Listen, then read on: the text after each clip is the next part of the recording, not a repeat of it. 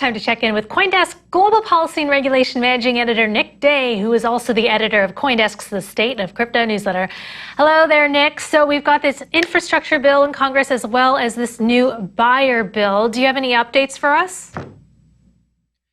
Yeah, so last night the Senate finally unveiled the $1.2 trillion infrastructure bill, and like a previous draft, it does look to raise about $28 billion in taxes through cryptocurrency information reporting.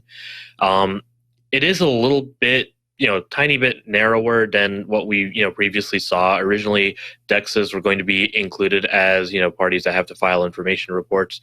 Now it's just saying brokers are anyone who provides transfer services for cryptocurrencies. So it's a tiny bit narrower. It doesn't, explicitly exclude miners or node operators or, what have you.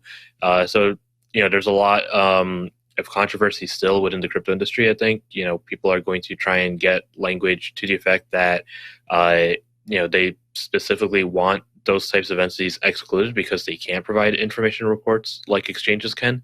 And one of the senators working on this, Senator Rob Portman of Ohio, has actually, he said in a press statement, or his spokesperson has said in a press statement, that they don't intend to capture miners and, the like.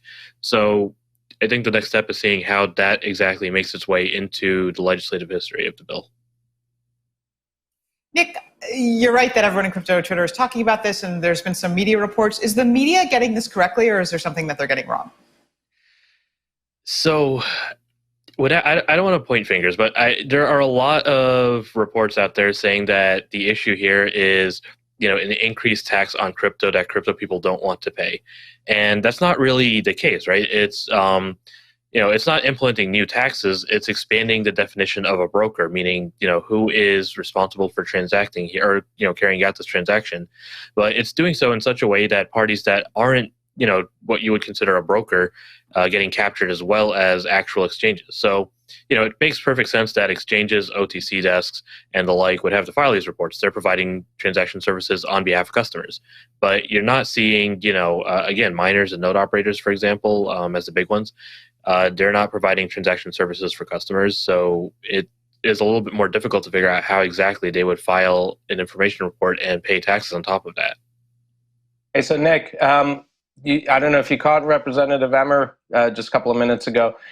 He made a reference to what was going on with Don Beyer. He thinks that maybe perhaps somebody put him up to it, and he hinted it might have even been Treasury. Is that possible? Did we have any indication that somebody, let's say in the administration itself, may have just slipped this bill on Beyer's desk and said, "Here, put your name on this"? So I think generally speaking, I'm sure congressional staffers interact with the Treasury Department or whichever department might have oversight of, a specific issue when they're trying to draft a bill like this. And it's pretty clear that a lot of research and effort went into the bill, just the sheer comprehensiveness alone suggests that. I don't know if it's, if the Treasury Department came up to the representative and said, hey, we have this bill, we want to take, complete control over stablecoins, please help us out. But I'm sure, at some point they must have been consulted at least, for a suggestion, hey, if this were to be included, what would your views be?